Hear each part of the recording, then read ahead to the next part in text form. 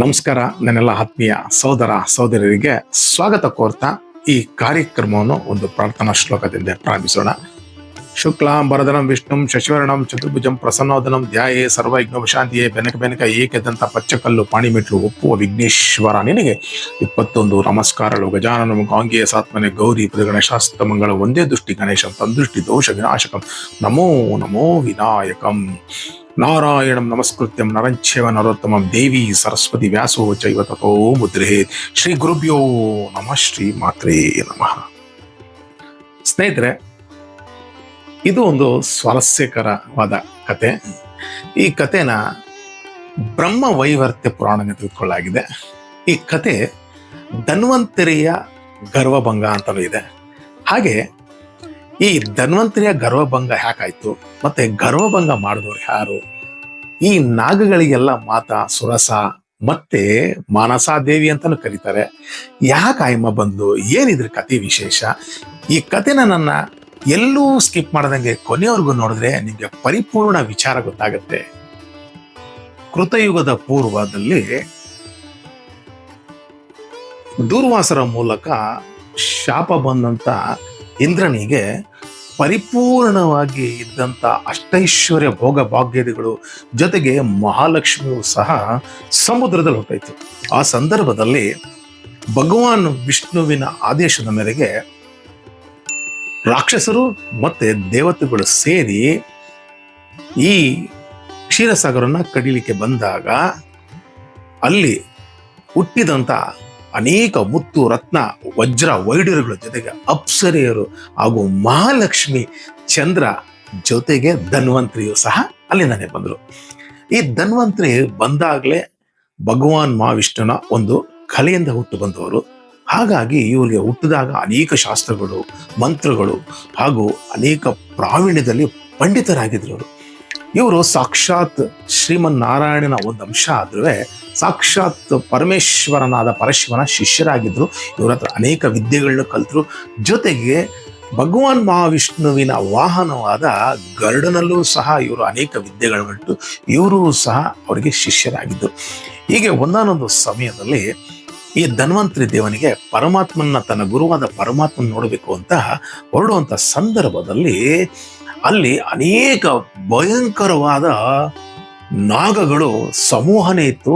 ಆ ನಾಗಗಳ ಸಮೂಹಕ್ಕೆ ಒಡೆಯನಾಗಿದ್ದವನೇ ತಕ್ಷಕ. ಈ ತಕ್ಷಕ ತನ್ನ ಬಾಯಿಂದ ಅನೇಕ ಭಯಂಕರವಾದ ಬೆಂಕಿಗಳನ್ನ ಮಾಡ್ತಾ ಈ ಧನ್ವಂತರಿ ತನ್ನ ಶಿಷ್ಯನ ಸಮೇತ ಪರಮಾತ್ಮ ನೋಡೋಕೊಂಡ ಸಂದರ್ಭದಲ್ಲಿ ಇವ್ರನ್ನ ಅಡ್ಡಗಟ್ಟಿ ಇವ್ರನ್ನ ಭಯ ಬಿಡಿಸಿದ್ರು. ಅದನ್ನು ನೋಡಿದಂತ ಈ ಧನ್ವಂತರಿ ಒಬ್ಬ ಶಿಷ್ಯ ಆ ಕ್ಷಣ ತನ್ನ ಅದ್ಭುತವಾದ ಮಂತ್ರದಿಂದ ಆ ತಕ್ಷಕನ್ನ ಹಿಡ್ಕೊಂಡು ಅವನು ಉಗುಳುವಂತ ಆ ಬೆಂಕಿ ಮತ್ತೆ ವಿಷದ ಜ್ವಾಲೆಯನ್ನು ತನ್ನ ಅದ್ಭುತ ಮಂತ್ರದಿಂದ ನಂದಿಸಿ ಮತ್ತೆ ಅವನ ತಲೆಯಲ್ಲಿದ್ದ ಒಂದು ಅದ್ಭುತ ಮಣಿಯನ್ನು ಕಿತ್ಕೊಂಡು ಅದನ್ನ ನೋಡಿ ಬಿಸಾಟ. ಮತ್ತೆ ಇವನಿಗೆ ಏನೂ ಮಾಡ್ಲಿಕ್ಕಾಗದಂಗೆ ಇವನು ಅಸ್ವಸ್ಥನಾಗಿ ಅಲ್ಲಿ ಬಿದ್ದ. ಇದನ್ನು ನೋಡಿದಂಥ ನಾಗಗಳಲ್ಲಿ ಒಬ್ಬ ಆ ಕ್ಷಣ ಹೋಗಿ ತನ್ನ ದೊರೆಯಾದ ವಾಸುಕಿಯನ್ನ ಹೋಗಿ ನಡೆದಂತ ಪರಿಪೂರ್ಣ ವಿಚಾರ ಹೇಳ್ದ. ಆಗ ವಾಸುಗೆ ಕೋಪ ಬಂದು ಅವರಲ್ಲಿ ನೋಡಿ ನಾಗಗಳಲ್ಲಿ 21 ಜನ ಭಯಂಕರ ಬಲ್ಯಾಡರು, ಪರಾಕ್ರಮಿಗಳು, ಮಾಯವಾಗಿಗಳಿದ್ರು. ಅದರಲ್ಲಿ ಪ್ರಮುಖ 5 ಜನನ್ನ ಧನ್ವಂತರಿನ ಎದುರಿಸಕ್ಕೆ ಕಳಿಸ್ಕೊಟ್ರು. ಒಬ್ರು ದ್ರೋಣ, ಕಾಲೀಯ, ಕಾರ್ಕೋಟಕ, ಧನಂಜಯ ಮತ್ತು ಪುಂಡರಿಕ. ಇವರೆಲ್ಲ ನಾಗಗಳಲ್ಲಿ ಪ್ರಮುಖರು ಮತ್ತೆ ಭಯಂಕರ ಶಕ್ತಿಯುಳ್ಳವರು, ಅಜಾನುಬಾಹುಗಳು.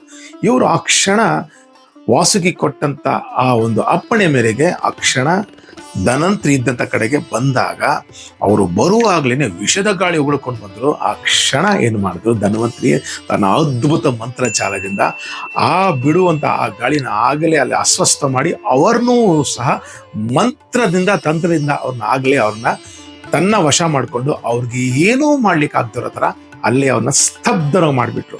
ಇದರಲ್ಲಿ ಆ ನಾಗಗಳ ಸಮೂಹದಲ್ಲಿ ಅವರಿದ್ದೇ ಬಂದಂತ ಅದ್ರಲ್ಲಿ ಒಬ್ಬ ಹೋಗಿ ನಡೆದಂಥ ವಿಷಯನ ಹೇಳೋಕ್ಕೆ ಹೋಗ್ಬೇಕು ಅನ್ನೋ ಸಂದರ್ಭದಲ್ಲಿ ಧನ್ವಂತರ ದೇವನು ಅವನು ಸಹ ಆ ಕ್ಷಣ ಏನೂ ಮಾಡ್ಲಿಕ್ಕಾಗ್ದಂಗೆ ಅವನು ಸಹ ಅಸ್ವಸ್ಥನಾದ. ಹೋದವರು ಮತ್ತೆ ಬರ್ಲಿಲ್ವಲ್ಲ ಅನ್ನೋ ಆಲೋಚನೆಯಲ್ಲಿ ಇದ್ದಂಥ ವಾಸುಕಿ ಸ್ವಲ್ಪ ಆಲೋಚನೆ ಮಾಡದಂತೆ ಏನಾಯ್ತು ಅಂತ ತನ್ನ ದಿವ್ಯ ದೃಷ್ಟಿ ನೋಡಿದಾಗ ಅವರೆಲ್ಲ ಅಸ್ವಸ್ಥರಾಗೋದನ್ನ ನೋಡಿ, ಓಹೋ ಇವನು ಮಹಾ ಪರಾಕ್ರಮಶಾಲಿ, ಬಲಶಾಲಿ, ಇವನು ಎದುರಿಸ್ಬೇಕು ಅಂದ್ರೆ ನಾನು ಹೋಗಕ್ಕೆ ಆಗಲ್ಲ, ಇದನ್ನ ನನ್ನ ಮಹಾಮಾಯೆಯಾದ ಜಗನ್ಮಾತೆಯಾದ ಸುರಸಾದೇವಿಗೆ ಮತ್ತೊಂದು ಹೆಸರೇ ಮಾನಸಾದೇವಿ. ಈ ಮಾನಸಾದೇವಿ ಸಾಕ್ಷಾತ್ ಜಗಜ್ಜನನಿ, ಜಗನ್ಮಾತೆ ಭುವನೇಶ್ವರಿಯ ಒಂದು ಅಂಶ. ಈ ಅಮ್ಮನ ಬಗ್ಗೆ ನಾನು ಕೆಲವೊಂದು ಕ್ಲುಪ್ತವಾಗಿ ವಿಷಯ ಹೇಳ್ತೀನಿ, ಯಾಕಂದ್ರೆ ಈ ವಿಷಯ ಹೇಳಿದ್ರೆ ನಿಮ್ಗೆ ಅರ್ಥ ಆಗೋದು. ಪೂರ್ವದಲ್ಲಿ ಕಾಶ್ಯಪ ಋಷಿಗೆ 13 ಜನ ಹೆಂಡತಿರು ದಕ್ಷಿಣ ಮೂಲಕ ಮದುವೆ ಮಾಡ್ಕೊಂಡಿದ್ದು. ಅದರಲ್ಲಿ ಇಬ್ರು ವಿನುತ ಮತ್ತೆ ಕದ್ರು. ವಿನುತನ ಮಗ ಗರುಡ ಮತ್ತೆ ಅರುಣ. ಇನ್ನು ಕದ್ರುವಿನ ಮಕ್ಕಳು 1000 ಜನ ನಾಗಗಳು. ಅದರಲ್ಲಿ ಮೊದಲನೇ ಅವನೇ ಶೇಷ, ಎರಡನೇ ಅವನೇ ವಾಸುಕಿ, ಇನ್ನು ಮಿಕ್ತೋರು 21 ಜನ ಬಲ್ಯಾಢ್ಯರು. ಒಮ್ಮೆ ಇದೇ ಈ ಕ್ಷೀರಸಾಗರನ್ನ ಕಡದಂತ ಸಂದರ್ಭದಲ್ಲಿ ಬಂದಿಂದೆ ಉಚ್ಚಶ್ರವಯಾನ ಕುದುರೆ. ಆ ಕುದುರೆ ಪರಿಪೂರ್ಣ ಬೆಳ್ಳಗಾಗಿದ್ದ ಕಾರಣ ಹೇಗಾದ್ರೂ ಮಾಡಿ ಈ ಕದ್ರುನ ವಿನುತಾನ ನಾನು ಹೇಗಾದ್ರೂ ಅವಳ ನನ್ನ ಅಡಿಯಾಳಾಗಿ ಮಾಡ್ಕೊಬೇಕು ಅಂತ ಆಲೋಚನೆ ಮಾಡಿ ಕೆಟ್ಟ ದೃಷ್ಟಿಯಿಂದ ಈ ಕದ್ರು ಏನು ಮಾಡಿದ್ಲು, ಉಚ್ಚಶ್ರವ ಕುದುರೆ ಬಾಲ ಕಪ್ಪಗಿದೆ ಅಂತೇಳೋ ವಾದ ವಿವಾದದಲ್ಲಿ ನಾಗಗಳನ್ನ ನನ್ನ ಮಾತು ಯಾರು ಕೇಳ್ತಾರೋ ಅವರಿಗೆ ಮುಂದೆ ಅಂದ್ರೆ ಜನಮೇಜಯ ಮಾಡುವಂತ ಯಾಗದಲ್ಲಿ ಅವ್ರನ್ನ ನಾನು ಬಲಿ ಕೊಡೋದಿಲ್ಲ, ಕೇಳಿಲ್ಲ ಅಂದ್ರೆ ನೀವೆಲ್ಲ ಬಲಿ ಹಾಕ್ತೀರಾ ಅಂತ ಶಾಪ ಕೊಟ್ಟಿದ್ದು. ಒಂದಷ್ಟು ನಾಗಗಳು ಶಾಪಕ್ಕೆ ಭಯ ಬಿದ್ದು ಉಚ್ಚಶ್ರವ ಅನ್ನೋ ಕುದುರೆಯ ಬಾಲಕ್ಕೆ ಕಪ್ಪಗಾಗಿ ಅದನ್ನ ಪಾಪ ಈ ವಿನೂತನಿಗೆ ಮೋಸ ಮಾಡಿ ಅವಳನ್ನ ತನ್ನ ಅಡಿಯಾಳಗಿಕೊಂಡು, ಅದಾದ ನಂತರ ಮುಂದೆ ವಿಚಾರ ಗೊತ್ತಾದ ಮೇಲೆ ಗರುಡ ಅವ್ರನ್ನೆಲ್ಲ ಸಂಹಾರ ಮಾಡಿ ಅಂದಿನ ಇವರಿಬ್ಬರಿಗೂ ದ್ವೇಷ ಹುಟ್ಟಂಗಾಯ್ತು. ಮುಂದೆ ಜನಮೇಜಯ ಮಾಡುವಂತ ಯಾಗದಲ್ಲಿ ಸರ್ಪಗಳೆಲ್ಲ ಸಂಹಾರ ಆಗ್ತಾ ಇತ್ತು. ಮತ್ತೆ ಅದನ್ನ ತಡೆಯೋರು ಯಾರು? ಬಹಳ ಆಲೋಚನೆ ಮಾಡಿದಂತ ವಾಸುಕಿ ತನಗೆ ಅಷ್ಟು ಜನ ಮಧ್ಯದಲ್ಲಿ ಒಬ್ಬಳೇ ತಂಗಿ, ಅವಳೇ ಜರತ್ಕಾರು ಅಂತ. ಆ ಜರತ್ಕಾರುಗೆ ಜರತ್ಕಾರು ಅನ್ನೋ ಮುನಿ, ಅವರು ಸಾಕ್ಷಾತ್ ಭಗವಂತನ ಅಂಶವಾಗಿದ್ರು. ಆ ಮುನಿನ ಹುಡುಕಿ ಇವ್ರನ್ನ ಮದುವೆ ಮಾಡಿದ್ರು. ಇವ್ರನ್ನ ಮದುವೆ ಮಾಡಿದ ಮೇಲೆ ಇವನಿಗೆ ಒಬ್ಬ ಆಸ್ತಿಕ ಅನ್ನೋ ಬಾಲಕ ಹುಡುಗ. ಆ ಆಸ್ತಿಕನ ಮೂಲಕ ಆ ಜನಮೇಜಯ ರಾಜ ಮಾಡುವಂತ ಯಜ್ಞನ ನಿಲ್ಲಿಸಿದ್ರು. ಆ ಜನಮೇಜಯ ಯಜ್ಞ ಮಾಡಿ ನಿಲ್ಲಿಸಿದ ಬಾಲಕನ ತಾಯಿನೇ ಈ ಮಾನಸಾದೇವಿ, ಸಾಕ್ಷಾತ್ ಜಗಜ್ಜನನಿ. ಯಾಕೆ ಅಮ್ಮ ಅಲ್ಲಿ ಬಂದು ಅಂದ್ರೆ ಇವ್ರಿಗೆ ಶಾಪ ಆಯ್ತು ಬ್ರಹ್ಮನಿಂದ, ಮುಂದೆ ಬರುವಂತ ಕಲಿಯುಗದಲ್ಲಿ ನಾಗಗಳೆಲ್ಲ ನಷ್ಟವಾಗ್ಲಿ ಅಂತ. ಆದರೆ ಜಗನ್ಮಾತೆ ಎಲ್ಲರೂ ರಕ್ಷಿಸೋಳು. ಆಗ ಆ ಕ್ಷಣ ಆ ಅಮ್ಮ ಮುಂದೆ ನಡೆಯುವಂಥದ್ದನ್ನ ಮೊದಲೇ ಮನಗಾಣಿ ಆ ನಾಗಗಳ ತಂಗಿಯಾಗಿ ಮಾನಸಾದೇವಿ ಆಗಿ ಬಂದು ಆ ಮಾನಸಾದೇವಿನೇ ಆ ಕ್ಷಣ ವಾಸುಕಿ ನೆನೆಸ್ಕೊಂಡ. ಆ ಅಮ್ಮ ಆ ಕ್ಷಣ ಬಂದು ಆ ಅಮ್ಮ ಬರುವಂತ ಸೌಂದರ್ಯ ಹೇಗಿತ್ತಂದ್ರೆ ಸಾವಿರಾರು ತಲೆಗಳು, ಆ ಪ್ರತಿಯೊಂದು ತಲೆಗಳು ಅನೇಕ ಅದ್ಭುತ ನಾಗಗಳು. ಇಲ್ಲಿವರೆಗೂ ಮನುಷ್ಯನದ ಮಿಕ್ಕಿದೆಲ್ಲ ಆವು, ಅನೇಕ ಸಹಸ್ರ ಕೈಗಳಲ್ಲಿ ಅನೇಕ ಅದ್ಭುತ ಆಯುಧಗಳು. ಆಹಾ ಅಮ್ಮನ್ ನೋಡಕ್ಕೆ ಎಷ್ಟು ನಾವು ವರ್ಣಿಸೋಕ್ಕೂ ಆಗೋದಿಲ್ಲ, ಅಷ್ಟ ಅದ್ಭುತ ಮಹಾಶಕ್ತಿ ಬಂದ್ಲು. ಆ ಅಮ್ಮನ್ನ ಈ ವಾಸಿಕನ ಸಹ ಕೈ ಮುಗಿದೆ, ಅಮ್ಮ ನಮಗೆ ಆಪತ್ತು ಬಂದಿದೆ, ನೀನೇ ಕಾಪಾಡಬೇಕು.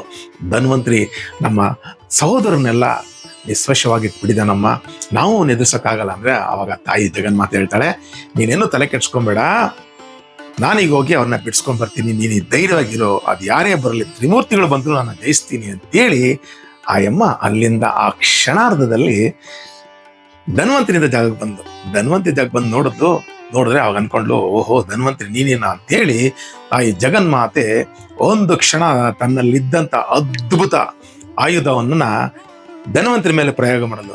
ಆ ಧನ್ವಂತರಿ ಮೇಲೆ ಪ್ರಯೋಗ ಮಾಡೋದು ಅದು ಭಯಂಕರ ಒಂದು ಬೆಂಕಿ ಗುಂಡವಾಗಿ ಬಂದಿದ್ದ. ಆ ಕ್ಷಣ ಧನ್ವಂತರಿ ತನ್ನ ಅದ್ಭುತ ಮಂತ್ರದಿಂದ ಅದನ್ನ ಆ ಕ್ಷಣ ಅಲ್ಲೇ ಬೂದಿ ಮಾಡ್ದ. ಆ ಬೂದಿ ಸಹ ಮತ್ತೆ ಅವನ ಮೇಲೆ ಬೆಂಕಿ ಕಂಡಿಗಳಾಗಿ ಬಂದಾಗ ಆ ಕ್ಷಣ ತನ್ನೊಂದು ಅದ್ಭುತ ಮಾಯೆಯಿಂದ ಅದನ್ನು ಸಹ ಅಲ್ಲೇ ನಿಶಸ್ತ್ರಾಗಿ ಮಾಡ್ದ. ಇದನ್ನ ನೋಡಂತ ಮಹಾಶಕ್ತಿ ತನ್ನ ತ್ರಿಶೂಲ ಅಂದಿಟ್ಕೊಂಡು ಅವನ ಮೇಲೆ ಪ್ರಯೋಗ ಮಾಡಿದ್ಲು. ಇವನ ಹತ್ರ ಧನ್ವಂತರಿ ಹತ್ರ ಒಂದು ಮಹಾವಿಷ್ಣು ಕೊಟ್ಟಂತ ಶಕ್ತ ಇದೆ ಇತ್ತು. ಆ ಶಕ್ತಿ ಅದರ ಮೇಲೆ ಪ್ರಯೋಗ ಮಾಡಿದಾಗ ಆ ಮಹಾಶಕ್ತಿ ಪ್ರಯೋಗ ಮಾಡಿದ ಆ ತ್ರಿಶೂಲ ಸಹ ಅಲ್ಲಿ ಭ್ರಷ್ಟವಾಯಿತು. ಇದನ್ನು ನೋಡಿದಂಥ ಮಹಾಶಕ್ತಿಗೆ ಬಹಳ ಕೋಪ ಬಂತು. ಆಗೇನು ಮಾಡಿದ್ಲು, ಆ ಕ್ಷಣ ನಾಗಾಸ್ತ್ರ, ಈ ನಾಗಾಸ್ತ್ರ ಬಿಟ್ರೆ ಅದ್ರ ಮುಂದೆ ಯಾರೂ ನಿಲ್ಲಕ್ಕಾಗಲ್ಲ, ಗರುಡ ಒಬ್ಬನೇ ಅದನ್ನ ಸಂಹಾರ ಮಾಡೋಕ್ಕಾಗೋದು. ಗರುಡ ಎಷ್ಟಾದ್ರೂ ಈ ಧನ್ವಂತರಿಯ ಗುರು ಆಗಿದ್ದ. ಆ ಕ್ಷಣ ತಾಯಿ ಜಗನ್ಮಾತೆ ಆ ಅಸ್ತ್ರನ ಬಿಟ್ಟಾಗ ಇವನು ಆ ಕ್ಷಣ ಆ ಗರುಡ ಸ್ವಾಮಿ ನೆನೆಸ್ಕೊಂಡ್ರು. ಆ ಗರುಡ ಆ ಕ್ಷಣ ಅಲ್ಲಿ ಪ್ರತ್ಯಕ್ಷ ಆಗಿ ಜಗನ್ಮಾತೆ ಬಿಟ್ಟಂತ ನಾಗಾಸ್ತ್ರವನ್ನ ತನ್ನ ಅನೇಕ ತಲೆಗಳು ಮಾಡಿಕೊಂಡು ಈ ಗರುಡ ಎಲ್ಲಾ ಗುಣ ಕ್ಷಣಾರ್ಧದಲ್ಲಿ ನುಂಗ್ಬಿಟ್ಟ. ಆ ಕ್ಷಣ ಆ ಅಸ್ತ್ರನ ಧ್ವಂಸ ಮಾಡ್ದ.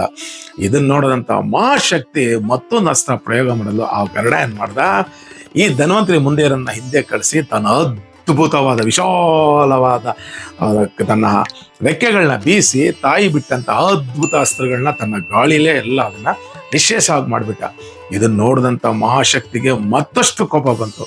ಆಗ ಏನ್ ಮಾಡಲು ಮಹಾಶಕ್ತಿ ಆ ಕ್ಷಣ ತನ್ನ ಅದ್ಭುತವಾದ ದೇಹನ ಆಕಾಶದ ಎತ್ತರ ಮಾಡಿಕೊಂಡು ಶಿವನಲ್ಲಿದ್ದಂತ ಆ ತ್ರಿಶೂಲ ತೆಗೆದುಕೊಂಡ್ರೆ ಆ ತ್ರಿಶೂಲ ಬರುವಾಗಲೇ ಭಯಾನಕವಾಗಿತ್ತು. ಮತ್ತೆ ಆ ತ್ರಿಶೂಲ 3 ಲೋಕಗಳನ್ನು ಧ್ವಂಸ ಮಾಡುವಂತ ಶಕ್ತಿ ಉಳ್ಳದು, ಇನ್ನೇನು ಪ್ರಯೋಗ ಮಾಡಬೇಕು ಅನ್ನೋ ಅಷ್ಟರಲ್ಲಿ ಸಾಕ್ಷಾತ್ ಶ್ರೀಮನ್ನಾರಾಯಣ ಜಗನ್ನಾಥ ರಕ್ಷಕನಾದ ಮಹಾದೇವ ಮತ್ತೆ ಬ್ರಹ್ಮದೇವರು ಎಲ್ಲರೂ ಆ ಕ್ಷಣ ಬಂದ್ಬಿಟ್ರು. ಯಾಕಂದ್ರೆ ಇನ್ನು ಸ್ವಲ್ಪ ತಡ ಮಾಡಿದ್ರೆ 3 ಲೋಕಗಳು ಸುಟ್ಟು ಹೋಗೋದು. ಆಗ ಆ ಕ್ಷಣ ಬಂದು ಆ ತಾಯಿನ ಆ ಕೋಪನ ಆ ಕ್ಷಣ ತಣ್ಣಗೆ ಮಾಡ್ತಾರೆ. ಇವ್ರು 3 ಜನ ಬಂದಿದ್ದು ಮಹಾಶಕ್ತಿ ಅವ್ರಿಗೂ ನಮಿಸ್ತಾರೆ. ಜೊತೆಗೆ ಇವ್ರು ಬಂದಂತಂದನ್ನ ಈ ಧನ್ವಂತರಿ ಗರುಡ ಎಲ್ಲ ನೋಡಿ ಅವ್ರಿಗೂ ನಮಸ್ಕಾರ ಮಾಡಿ ಅವಾಗ ಹೇಳ್ತಾರೆ, ನೋಡು ಧನ್ವಂತರಿ, ಈ ಮಹಾಶಕ್ತಿನ ಗೆಲ್ಲೋದು ಅಸಂಭವ.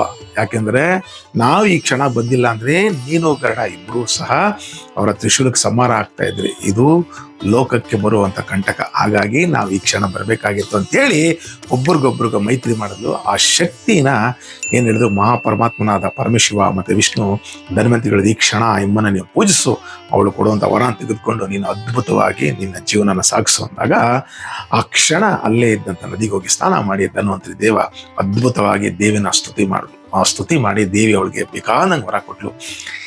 ಈ ವರ ಕೊಡುವಾಗ ಆ ಅಮ್ಮ ಒಂದು ಮಾತು ಹೇಳಿದ್ರು, ಯಾರು ಈ ಕಥೆನ ಶ್ರದ್ಧೆಯಿಂದ ಕೇಳ್ತಾರೆ ಮತ್ತೆ ಕೆಲವೊಂದು ಅದ್ಭುತವಾದ ಮಂತ್ರನೂ ಸಹ ಇವ್ರು ಪಠಿಸ್ತಾ 5 ಲೈನಿನ ಮಂತ್ರ ನಾನು ಈ ವಿಡಿಯೋ ಹಾಕ್ತಾ ಇದ್ದಂಗೆ ಆ ಮಂತ್ರನ ಕೊಡ್ತೀನಿ.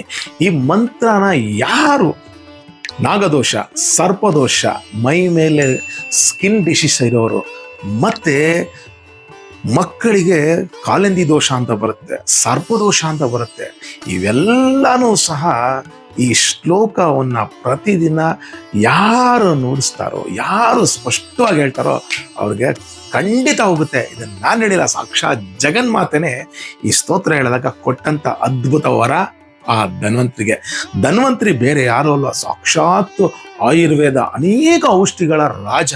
ಹಾಗಾಗಿ ಈ ಮಂತ್ರನ ಯಾರು ಪಠಿಸ್ತಾರೋ ಬೆಳಿಗ್ಗೆ ಮತ್ತೆ ಸಂಜೆ ಮತ್ತೆ ಷಷ್ಠಿ ದಿನ ಯಾರು ಇದನ್ನ ಅದ್ಭುತವಾಗಿ ಹೇಳ್ತಾರೋ ಅವ್ರಿಗೆ ಮುಂದೆ ಸಂತತಿ ಇರುವಂತ ಏನೇ ಸಮಸ್ಯೆಗಳಿದ್ರು ನಾಗ ಸಮಸ್ಯೆಗಳು ಆದಷ್ಟು ಬೇಗ ಪರಿಹಾರ ಆಗೋದಕ್ಕೆ ಸಂದೇಹ ಬೇಡ.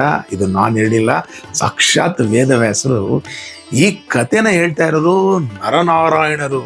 ಅಲ್ಲಿ ಒಬ್ಬರದ ನಾರಾಯಣ ಯಾರಿಗೆ, ಸಾಕ್ಷಾತ್ ನಾರದರಿಗೆ. ಹಾಗಾಗಿ ಈ ಕತೆ ಇಲ್ಲಿ ನಾನು ನಿಮಗೆ ಪ್ರಸ್ತುತಪಡಿಸ್ತೇನೆ ಸ್ನೇಹಿತರೆ. ಈಗ ನಾನು ಕೊಡುವಂಥ ಮಂತ್ರನ ನೀವು ಮನೆಯಲ್ಲೂ ಸಹ ಕೇಳ್ಬೋದು. ಇಲ್ಲ ನಿಮಗೆ ಇದು ಇನ್ನು ಬಹಳ ಬೇಗ ಫಲಿಸ್ಬೇಕು ಅಂದರೆ ಪ್ರತಿ ದೇವಸ್ಥಾನದಲ್ಲಿ 3 ನಾಗರ ಕಲ್ಲುಗಳಿರುತ್ತೆ ಅಶ್ವತ್ಥ ವೃಕ್ಷದ ಕೆಳಗಡೆ. ಒಂದು ಮಧ್ಯದಲ್ಲಿರೋದೆ ಮಹಾಶಕ್ತಿಯಾದ ಮಾನಸದೇವಿ, ಇನ್ನು ಬಲಗಡೆ ಇರೋದೆ ನಾಗರಾಜ ತಕ್ಷಕ, ಇನ್ನು ಎಡಗಡೆ ಇರೋದೆ ಸಾಕ್ಷಾತ್ ವಾಸುಕಿ. ಇವರುಗಳ ಮುಂದೆ ಈ ಅದ್ಭುತ ಮಂತ್ರನ ನೀವು ಏನಾದರೂ ಹೇಳಿದ್ದೆ ಆದಲ್ಲಿ ನಾನು ಹೇಳಿದ್ನೆಲ್ಲ ನಾಗದೋಷ, ಸರ್ಪಹತ್ಯ ದೋಷ, ಏನೇ ದೋಷಗಳಿದ್ರು ಆದಷ್ಟು ಬೇಗ ಪರಿಹಾರ ಕೊಡುತ್ತೆ. ಈ ಮಂತ್ರನ ದೇವಸ್ಥಾನ ಇಲ್ಲ ಕ್ಷೇತ್ರ, ಕುಕ್ಕೆ ಕ್ಷೇತ್ರ ಇಲ್ಲ ವಿದುರಾಶ್ವತ ಕ್ಷೇತ್ರ, ಈ 3 ಕ್ಷೇತ್ರ ಮತ್ತೆ ಇನ್ನೊಂದು ಕ್ಷೇತ್ರನೂ ಇದೆ, ಅದು ತಿರುಪತಿಗೆ ಹೋಗುವ ಸಿಗುತ್ತೆ, ಕಾಳಹಸ್ತಿ, ಇಲ್ಲೂ ಸಹ ನೀವು ಹೋಗಿ ಪಠಿಸಿದ್ರು ಆದಷ್ಟು ಬೇಗ ನಿಮಗೆ ಪ್ರತಿಫಲ ಸಿಗುತ್ತೆ. ಆ ಮಂತ್ರನ ಈಗ ಹೇಳ್ತೀನಿ ಮತ್ತೆ ಸ್ಕ್ರೀನ್ ಮೇಲೆ ಕೊಡ್ತೀನಿ, ದಯವಿಟ್ಟು ಸೇವ್ ಮಾಡ್ಕೊಳ್ಳಿ ಮತ್ತೆ ಬರ್ಕೊಳ್ಳಿ. ನಿಮ್ಮ ಸಮಸ್ಯೆಗಳಿಗೆ ಆದಷ್ಟು ಬೇಗ ಪರಿಹಾರ ಹುಡ್ಕೊಳ್ಳಿ. ಧನ್ವಂತರಿ ಉವಾಚ ನಮ ಸಿದ್ಧಿ ಸ್ವರೂಪಾಯೇ ಸಿದ್ಧಿದಾಯೇ ನಮೋ ನಮಃ, ನಮ ಕಶ್ಯಪ ಕನ್ಯಾಯೇ ವರದಾಯೇ ನಮೋ ನಮಃ, ನಮ ಶಂಕರನಾಯೇ ಶಂಕರರಾಯೇ ನಮೋ ನಮಃ. ನಮಸ್ತೆ ನಾಗವಾಹಿನೇ ನಾಗೇಶ್ವರಿಯೇ ನಮೋ ನಮಃ. ನಮ ಆಸ್ತಿಕ ಜನನಿ ಜನನೇ ಜಗದಾಂ ಮಮ. ನಮೋ ಜಗತ್ಕಾರಣಾಯೇ ಜಗತ್ಕಾರುಸ್ತ್ರಿಯೇ ನಮಃ. ನಮ ನಾಗಭಗಿನೇ ಚ ಯೋಗಿನೇ ಚ ನಮೋ ನಮಃ. ನಮಶ್ಚಿರ ತಪಸ್ವಿನೇ ಸುಖದಾಯೇ ನಮೋ ನಮಃ. ನಮಸ್ತಸ್ಯ ರೂಪಾಯೇ ಫಲದಾಯೇ ನಮೋ ನಮಃ. ಸುಶೀಲಾಯ ಚ ಸಾಧ್ಯಾಯ ಚ ಶಾಂತಾಯ ಚ ನಮೋ ನಮಃ ಅಂತ ಈ ಮಂತ್ರ ಇಲ್ಲಿ ಮುಗಿಸ್ತೀನಿ ಸ್ನೇಹಿತರೆ. ನಿಮಗೆ ಈ ಕತೆ ಇಷ್ಟ ಆದರೆ ದಯವಿಟ್ಟು 4 ಜನಕ್ಕೆ ಶೇರ್ ಮಾಡಿ ಅಂತ ಕೇಳ್ತೀನಿ. ಹಾಗೆ ಇದುವರೆಗೂ ನನ್ನ ಚಾನಲ್ಗೆ ಯಾರು ಸಬ್ಸ್ಕ್ರೈಬರ್ ಅಲ್ಲ, ದಯವಿಟ್ಟು ಸಬ್ಸ್ಕ್ರೈಬ್ ಬಗ್ಗೆ ನಿಮ್ಮೆಲ್ಲರ ಪ್ರೋತ್ಸಾಹ ಸಹಕಾರ ನನಗೆ ಅತ್ಯಗತ್ಯ. ಆದಷ್ಟು ನನ್ನ ಒಂದು ಕೋರಿಕೆ ಏನಪ್ಪ ಅಂದರೆ ಈ ಸನಾತನ ಧರ್ಮದ ಕಥೆಗಳನ್ನ ನನ್ನ ಒಂದು ಆಯುಷ್ಯರಿಗೂ ಎಲ್ಲರಿಗೂ ತಿಳಿಸ್ಬೇಕನ್ನೋದೇ ನನ್ನ ಆಸೆ. ನಿಮ್ಮ ಅನಿಸಿಕೆ ಅಭಿಪ್ರಾಯ ಏನಾದ್ರಿದ್ರೆ ದಯವಿಟ್ಟು ಕಾಮೆಂಟ್ ತಿಳಿಸಿ ಅಂತ ಕೇಳ್ತಾ, ಸ್ವಸ್ತಿ ಪ್ರಜಾಪಾಲಯಂತ ಜ್ಞಾನೇನ ಮಾರ್ಗೇಣ ಮಹಿಮೈಷ ಗೋಬ್ರಾಹ್ಮಣ ಶುಭಮಸ್ತು ಲೋಕಾ ಸಮಸ್ತ ಸುಖಿನೋ ಭವಂತು ಸನ್ಮಂಗಳಾನಿ ಭವಂತು ಅಂತ ಹೇಳ್ತಾ ಈ ಕಥೆನ ಇಲ್ಲೇ ಮುಗಿಸ್ತಾ ಇದ್ದೀನಿ. ಮತ್ತೊಂದು ಕತೆಗೆ ಮುಂದಿನ ವಾರ ಕಾಣ್ತೀನಿ. ಅಲ್ಲಿರ್ಗೋ ತಮ್ಮೆಲ್ಲರಿಗೂ ಧನ್ಯವಾದಗಳು.